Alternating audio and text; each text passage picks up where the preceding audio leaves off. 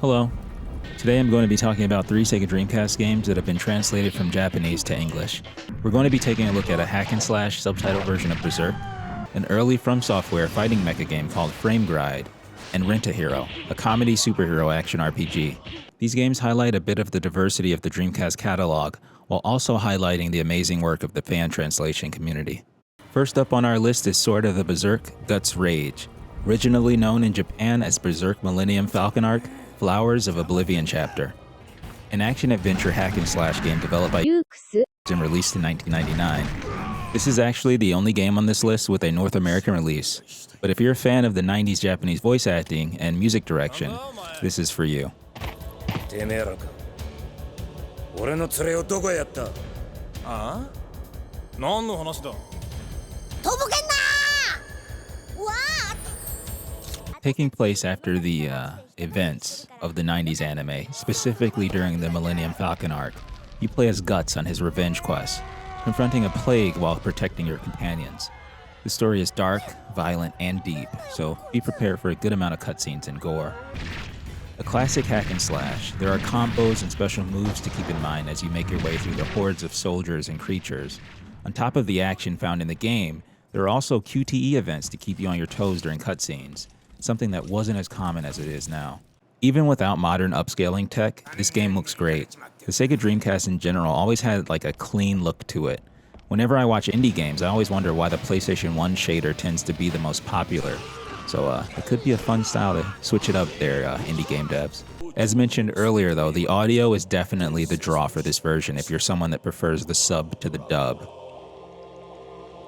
この植物には伝説と同等の効力があるのだ聞いたことがあるぜそいつを土から引っこ抜くと悲鳴みてえな声を出すんだってな But just a quick note, if you're interested in watching that 90s anime, the dub is not that bad. Didn't you say a human couldn't kill you? You... That brand. Overall, the translations do a good job of keeping the story flowing without translation hiccups. They really did a good job of putting all this together. Berserk was one of the first intros to dark anime for me. I watched Bebop and FMA as a teen, but I really didn't grasp how dark anime could be until I watched Berserk. The only thing I can compare it to is watching nothing but Hollywood your whole life, and then being shown the original Korean Old Boy. It's jarring. I ended up following that story with Gantz and Monster, so I'll save that trauma for another time. If you're a fan of Berserk and you want to play through an interesting chapter of the Millennium Arc, or you want to jump into a hack and slash with a deep story, pick this one up and give it a shot. It might inspire you to jump into the series if you haven't already. Frame Gride, developed by From Software and released in 1999, is a mech combat game that was originally only available in Japan, but has now been translated into both English and Spanish. I can't speak on the Spanish version, I still got some Duolingo to go here, but let me know. If you're playing the Spanish version, let me know how it goes. Set in a futuristic and magical world where powerful mechs known as frames are used in combat, you take on the role of a knight, the chosen pilot from a prophecy, to end a dark rebellion led by 9 legendary knights revived to destroy the current empire. That sounded dope, right? After creating your mech and spending some time in the training arena, you can explore the world map and start battling each knight one by one. The stages are extremely varied, and each fight is pretty unique, so some are going to require some aggressive tactics, and the others are going to push you to rely on spacing and magic. Throughout the game, you're going to be using a lot of projectiles, swords, summoning companions, and definitely mastering that mobility tech. Customization is really big in this game, similar to Armored Core, so experimenting with different item combinations and weapons can make certain battles a lot easier. After battles, enemies drop items that you can then use in this combination system to create other items, so make sure that you're checking the recipes ahead of time so that you can plan ahead and not just build a bunch of stuff that you're not really going to need. It's another title that's taken advantage of the Dreamcast's power, so I'm not going to complain about the graphics here, and the soundtrack definitely helps with the gameplay.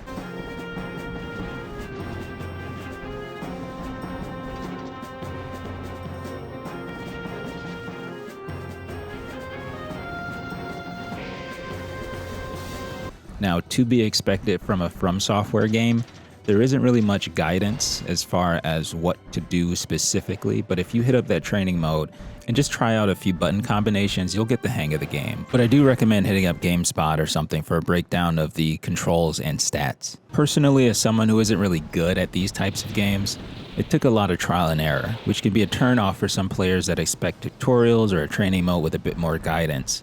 But I think it actually works well for this. I like the idea of becoming a knight on my own and learning through failure. It's not easy going back to D-pad movement for a 3D game, but the strafing and aerial movement helps a lot. If you're interested in exploring some of From Software's earlier works or enjoy mecha games, Framegride is worth trying out. Alright, let's talk about a game that truly deserves its own deep dive video. Rent a Hero No. 1. Released in 2000 as a follow-up to the original Rent a Hero game on the Sega Genesis, this action RPG released by Sega is pretty interesting, and honestly you should play it for yourself to get the full idea. Alright, let's talk about the story. The game starts with you as a young man helping out at a family party. When the food runs low, thanks to this goofy, you're sent to call for a pizza.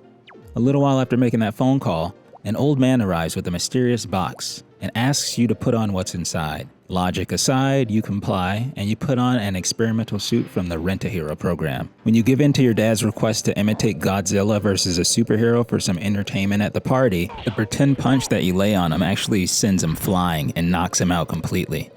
And with that, you begin your journey as a Rent a Hero.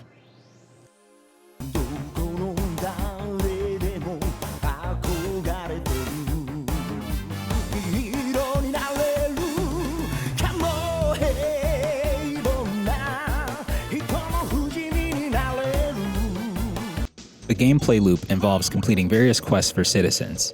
Tasks range from delivering food to a hospital patient, escorting large amounts of money between banks, and even rescuing trapped mine workers. Completing missions usually gets you a little bit of money or some items, but if you fail, you are sent back to a hospital GTA style. By the way, your rent is due on the suit periodically, so make sure you have money in the bank or they will repo it. Combat is pretty straightforward, but it can be frustrating at times. Once you master the invincibility frames, it becomes more manageable. As you make more money and progress through the game though, you will have access to more like moves and items, and you start to meet some interesting characters that can help you out along the way. I'm a big fan of the bright visuals because it really complements the lighthearted tone of the game. Really upbeat soundtrack, and something else I noticed was the sound effects used from other titles. For example, I'm 99.99% sure that this is the sound of the trains at Station Square in Sonic Adventure.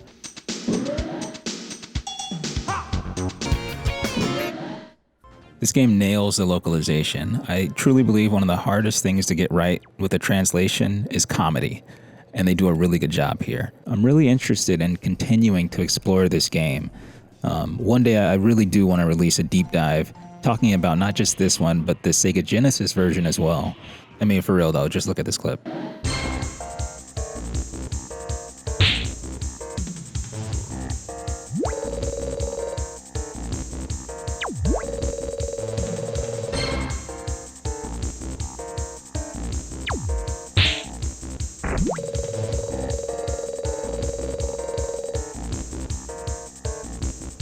The Dreamcast really does have a collection of experimental games, and this is one of those standout titles. If you like lighthearted RPGs, or you're really just interested in exploring some of Sega's underground titles, Rent a Hero No. 1 is worth grabbing.